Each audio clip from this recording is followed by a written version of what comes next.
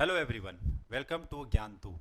तो आप लोगों को पता है जैसे बायोलॉजी का आपका क्लास चल रहा है और बायोलॉजी में मैं सेल पढ़ा रहा हूँ। अभी तक हमने क्या सीखा सेल के बारे में कि सेल क्या होती है, सेल के कौन कौन से महत्वपूर्ण अंग होते हैं और जंतु कोशिका और पादप कोशिका में अंतर देखा। इसके साथ साथ प्रोकैरियोटिक जीव क्या होती है और यूकैरियोटिक जीव क्या होती है। उम्मीद करता हूँ कि आप लोगों को समझ में आ रहा होगा क्लास। और आप लोग क्लास करने के बाद ऑब्जेक्टिव बनाइए। ऑब्जेक्टिव बनता है वहाँ अगर कहीं कुछ किसी भी प्रकार की परेशानी आती है तो मुझे कमेंट कीजिएगा। आज की क्लास में हम लोग सीखने वाले हैं यानी पढ़ने वाले हैं गुणसूत्र क्या होती है यानी क्रोमोसोम क्या होती है। उसके बाद डीएनए और आरएनए, ये काफ़ी इंपॉर्टेंट है, यहाँ से क्वेश्चन पूछा जाता है। तो डीएनए और आरएनए क्या होता है। तो थोड़ा सा क्लास लंबा होगा बट वीडियो में आपको बने रहना है। चलिए तो शुरू करते हैं। तो देखिए गुणसूत्र,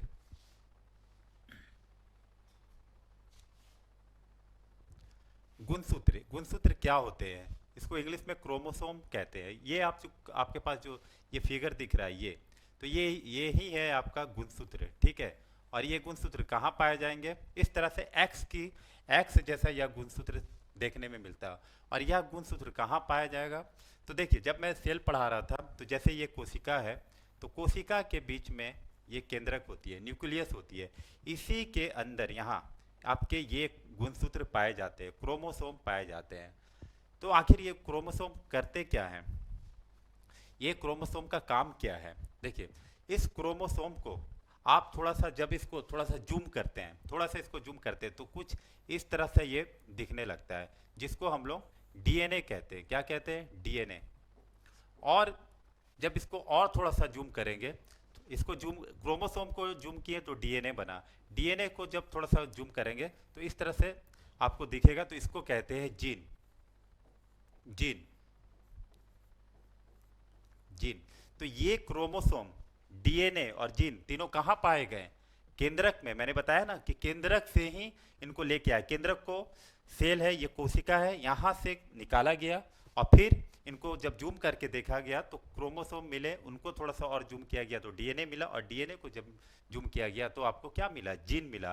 तो ये क्रोमोसोम, डीएनए और जीन जो है ये हमारे आनुवंशिक गुणों को ले जाते हैं एक पीढ़ी से दूसरे पीढ़ी में। मतलब आप देखते हो कि मानव का यानी ह्यूमन का जो बच्चा हो रहा है वह आपका क्या हो रहा है, मानव ही हो रहा है। कोई ऐसा नहीं है कि कोई एनिमल्स हो जा रहे हैं या फिर जीव जंतु के जो होंगे, हाथी का बच्चा, हथनी का बच्चा, वह हथनी ही मतलब हाथी ही होगा, ठीक है।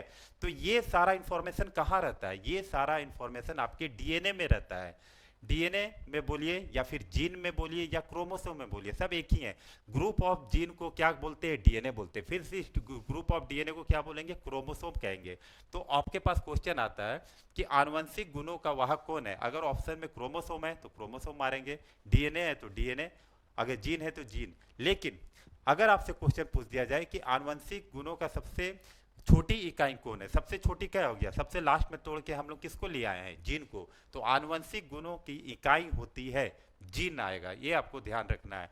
आई होप यहाँ तक क्लियर हो गया हो कि क्रोमोसोम का क्या काम है। क्रोमोसोम का काम है कि आनुवंशिक गुण, इंग्लिश में हेरिडिटी बोलते हैं, ठीक है। आपके माता पिता का लक्षण आप में कुछ ना कुछ आ जाता है, ये क्यों होता है, क्रोमोसोम के कारण ही होता है। अच्छा, मानव में, ह्यूमन में इनकी संख्या जो होती है ये आपका 46 होता है, ध्यान रखिएगा, 46 होता है। और 46 रहेगा, या फिर आपके पास ये वीवीआई क्वेश्चन है, या फिर 23 जोड़े गुणसूत्र पाए जाते हैं, 23 जोड़े में, है ना, पेयर में रहते हैं। तो क्वेश्चन हमेशा पूछा जाता है कि क्रोमोसोम की संख्या मानव में कितनी होती है, तो 23 जोड़े, या फिर कहीं कहीं 46 लिखे रहेगा। देख भी सकते हैं ये जोड़े में है, ठीक है, जोड़े में रहते हैं। आपको यहाँ क्लियर हो गया होगा। फर्स्ट बार इसको जो है क्रोमोसोम को जो है केंद्रक से बाहर निकाल के देखे थे, यहाँ से बाहर निकाल के वॉल्डेयर, तो वॉल्डेयर द्वारा क्रोमोसोम की खोज की गई थी। तो आई होप इतना क्लियर हो गया होगा कि क्रोमोसोम क्या होते हैं, इतना आपको अभी तक है। अगर कोई डाउट होगा तो आप मुझे कहेगा। अब हम लोग नेक्स्ट आते हैं कि डीएनए क्या होता है और आरएनए क्या होता है।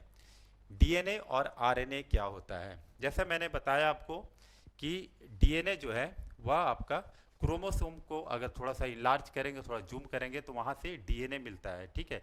आरएनए वहीं से, डीएनए से फिर आरएनए बन जाता है, या आरएनए से भी डीएनए बन जाता है, बताएंगे अभी आगे कैसे बनता है। तो डीएनए और आरएनए जो है क्रोमोसोम को जूम करने से। अच्छा, डीएनए, अब आते हैं कि डीएनए आरएनए क्या है। देखिए यहाँ आप देख रहे हैं वर्ड न्यूक्लिक एसिड, केंद्रक, कोशिका के अंदर जो केंद्र होते हैं उसके अंदर में एक केंद्रक के अंदर में होते हैं न्यूक्लिक एसिड, ठीक है। तो यहाँ मैं लिख दे रहा हूँ न्यूक्लिक एसिड को हम लोग Na लिख सकते हैं, Na शॉर्ट में, यहाँ भी Na लिख दिए और यहाँ भी Na लिख दिए, ठीक है।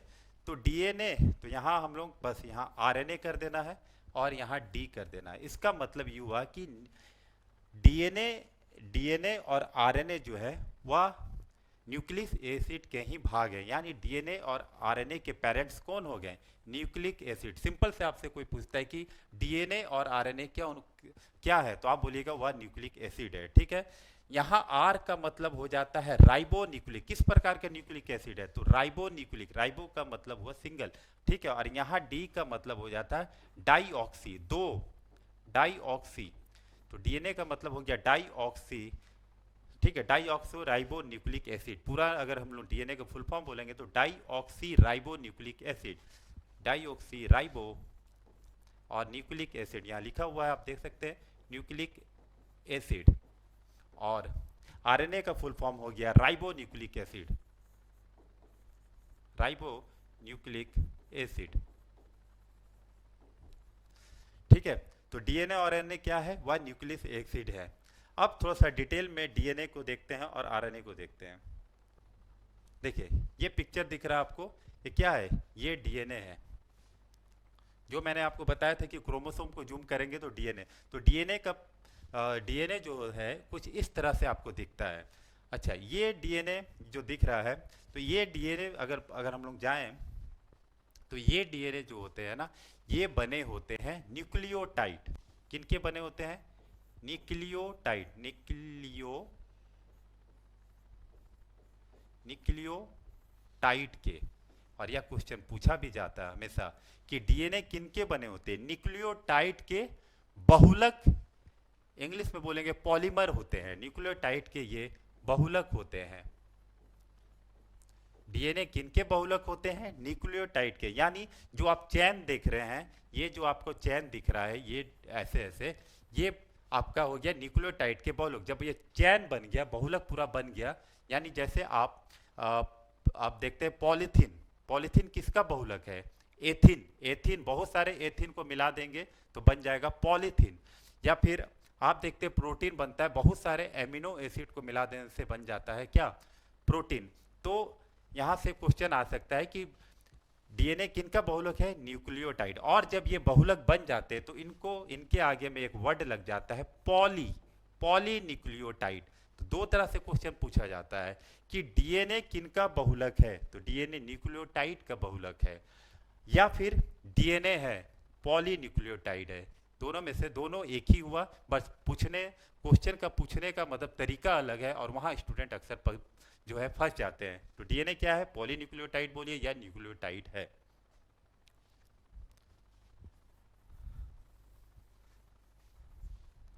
अब है कि ये न्यूक्लियोटाइड जो है, इस न्यूक्लियोटाइड में आखिर ये न्यूक्लियोटाइड में रहता क्या, कि ये न्यूक्लियोटाइड बनते कैसे हैं, न्यूक्लियोटाइड कैसे बनते हैं।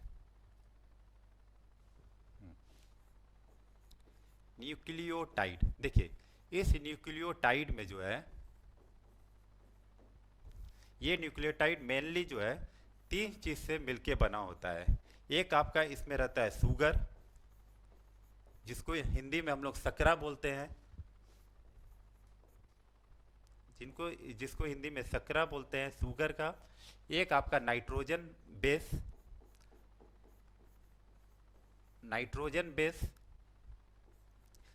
यानी क्षार, अम्ल और क्षार पढ़ते होंगे, वही नाइट्रोजन क्षार हो गया।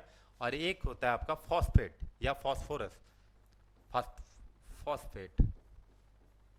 तो न्यूक्लियोटाइड किनके बने होते हैं, तो न्यूक्लियोटाइड तीन चीज के बने होते हैं। एनएसपी, ऐसे याद रख लीजिएगा ट्रिक में, एमएसपी आप लोग जानते होंगे, है ना। तो एनएसपी, एन से हो गया आपका नाइट्रोजन बेस, एस से हो गया शुगर और पी से हो गया फॉस्फेट। तो ये तीन के आपके न्यूक्लियोटाइड बनते हैं। और क्वेश्चन जो है यहीं से फंसाया जाता है आपका। देखिए यहाँ से क्वेश्चन पूछ दिया जाएगा कि डीएनए में कौन सा तत्व, कौन सा एलिमेंट पाया जाता है, तो ध्यान रखिएगा फॉस्फोरस, फास्फोरस से ही फॉस्फेट बनते हैं उनके अणुओं के मिलने से। तो फॉस्फेट हो गया आपका। डीएनए में पाए जाने वाले तत्व होते हैं फॉस्फोरस। पूछ दिया जाएगा डीएनए में कौन सा बेस पाया जाता है, तो नाइट्रोजन बेस पाया जाता है, नाइट्रोजन क्षारीय पाया जाता है। और शर्करा में कौन सा, तो नाम से ही पता है डीएनए यानी die oxy ribo nucleic acid. तो कैसा शर्करा पाया जाएगा, डाई ऑक्सी पाया जाएगा। अब देखते हैं कि इस नाइट्रोजन बेस से, क्योंकि यहां से क्वेश्चन पूछा जाता है, इस नाइट्रोजन बेस में क्या क्या आपके एलिमेंट्स होते हैं। तो अभी तक हम लोग देखें कि डीएनए क्या होते हैं, तो डीएनए न्यूक्लियोटाइड के बने होते हैं। और न्यूक्लियोटाइड किनके बने होते हैं, तो एनएसपी जैसे मैंने बताया नाइट्रोजन बेस से होते हैं, फॉस्फेट से बने होते हैं और शुगर से बने होते हैं। अब यहाँ अक्सर पूछा जाता है कि इन नाइट्रोजन बेस में क्या होता है। देखिए इस नाइट्रोजन बेस में जो है, ये नाइट्रोजन बेस या नाइट्रोजन बेस में आपका ये मेनली चार चीज रहता है, एटीजीसी, ध्यान रखना है एटीजीसी। नाइट्रोजन बेस में क्या रहते हैं, एटीजीसी रहते हैं। ये आपका नाइट्रोजन बेस हो गया, ये चारों मिलके क्या हो गए, नाइट्रोजन बेस। नाइट्रोजन बेस यानी क्षार, ठीक है। तो ये जो आप देख रहे फोटो, ये देखिए ये जो है इसी को न्यूक्लियोटाइड बोलते हैं, और ये नाइट्रोजन बेस है, ये चीज ये नाइट्रोजन बेस है। ए का मतलब होता है एडेनिन, ठीक है। ए का मतलब होगा एडोनिन, एडेनिन यहाँ मैं लिख देता हूं, एडेनिन,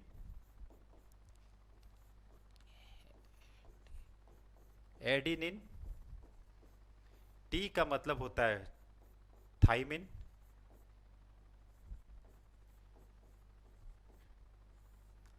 जी का मतलब हो गया गुआनिन,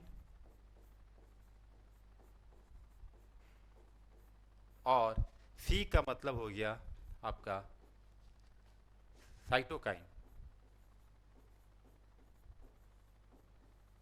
ठीक है। तो डीएनए में चार आपका नाइट्रोजन बेस में चार चीज होंगे, एटीजीसी, ध्यान रखना है, आपको मैं ट्रिक दिया हूं, एटीजी से एडेनिन, थाइमिन, गुआनिन, साइटोकाइन, ठीक है।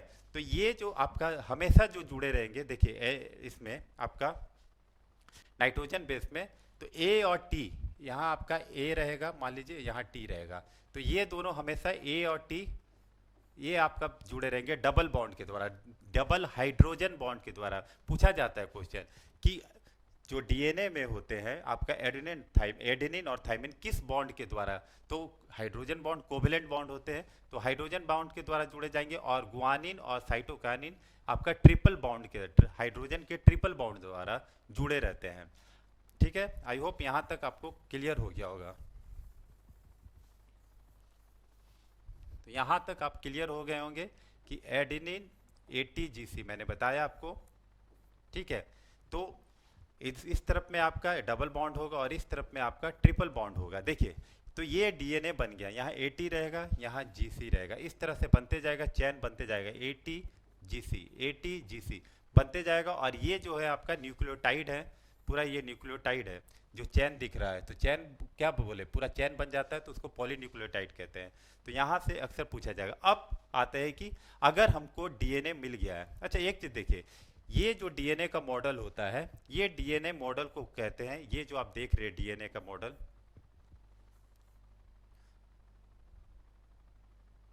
ये डीएनए का मॉडल को कहते हैं डबल हेलिक्स मॉडल। क्या बोलते हैं, या क्वेश्चन पूछा भी जाता है कि डीएनए का मॉडल कैसा होता है, सिंगल होता है, डबल होता है, ट्रिपल होता है। तो डीएनए का मॉडल जो होता है वो डबल हेलिक्स मॉडल होता है। और इस मॉडल जो आप देख रहे तैयार किया गया था, वह एक साइंटिस्ट थे वाटसन एवं क्रिक। वीवीआई क्वेश्चन है कि डीएनए का डबल हेलिक्स मॉडल किनके द्वारा दिया गया, तो यह दिया गया था आपका वाटसन एवं क्रिक के द्वारा दिया गया था। जबकि डीएनए जो था,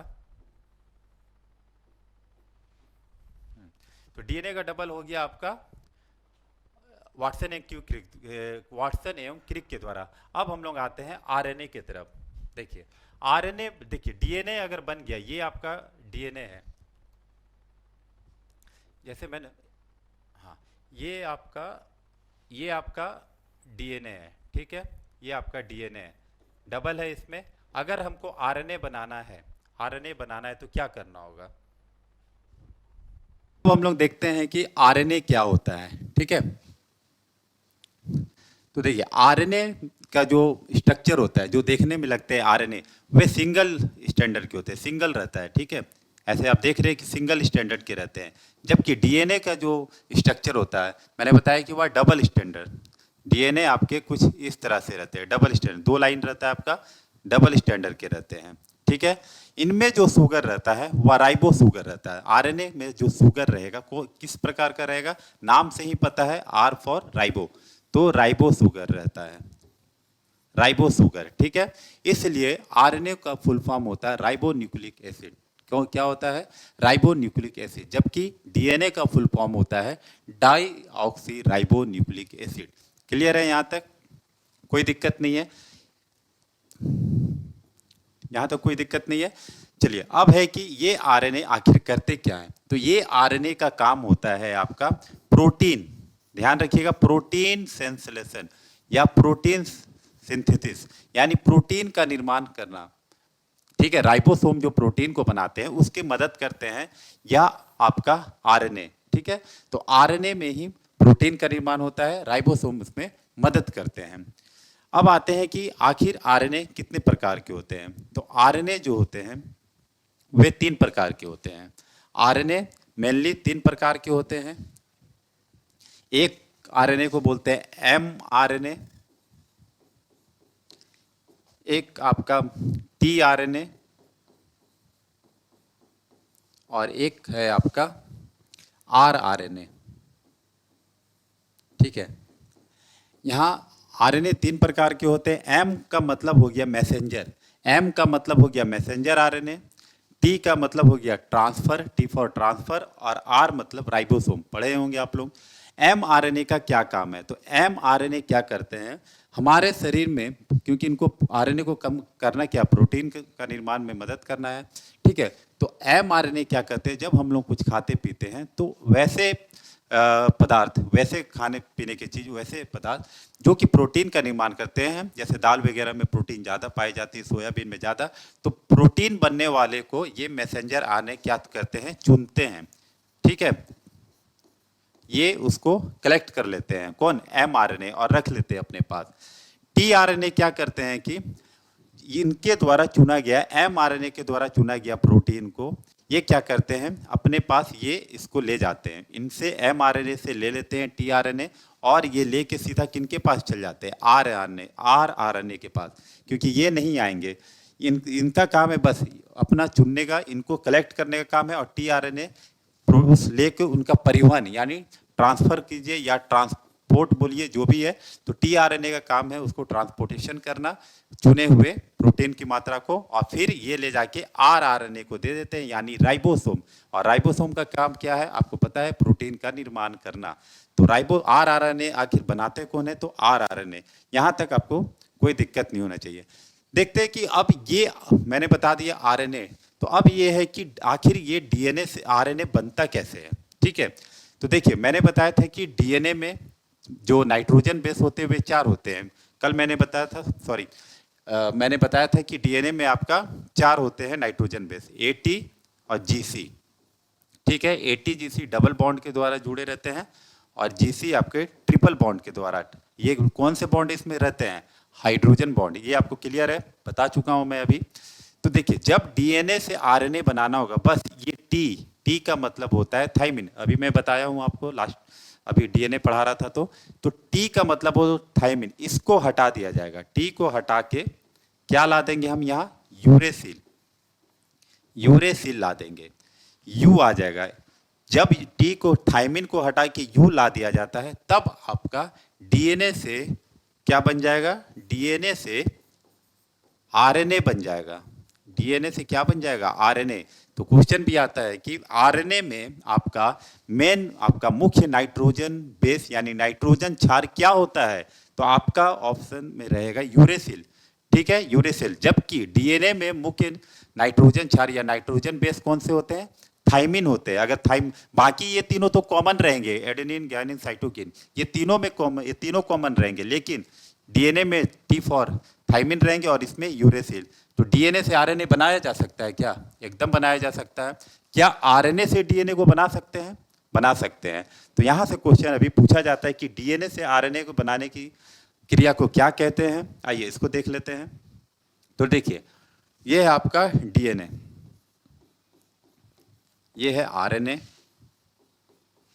और यहां है आपका प्रोटीन। ठीक है। अब जब डीएनए से आरएनए बना रहे हैं, डीएनए से आरएनए बना रहे हैं, तो इसको बोलते हैं आपका ट्रांसक्रिप्शन। ट्रांसक्रिप्शन, डीएनए से आरएनए को बनने को ट्रांसक्रिप्शन कहते हैं। फिर अगर आरएनए से हम डीएनए बनाएंगे, क्या करेंगे, यूरेसिल को हटा के थाइमिन जोड़ देंगे, तो बस रिवर्स हो जाएंगे, रिवर्स ट्रांसक्रिप्शन, रिवर्स ट्रांसक्रिप्शन। ठीक है। तो डीएनए से आरएनए को बनने को ट्रांसक्रिप्शन कहते हैं, आरएनए से डीएनए को बनने से रिवर्स ट्रांसक्रिप्शन कहते हैं। क्या डीएनए से फिर और डीएनए तो बनता होगा, तो डीएनए से डीएनए बनने की क्रिया को कहते हैं रेप्लिकेशन। देखिए, इंग्लिश नाम ही आपको बायोलॉजी में कुछ कुछ इंग्लिश नाम याद रखना होगा। ठीक है, बाकी जो हिंदी नाम रहता है वो जो एग्जाम में पूछा जाता है, मैं उसी को यहाँ सिलेक्ट किया हूँ।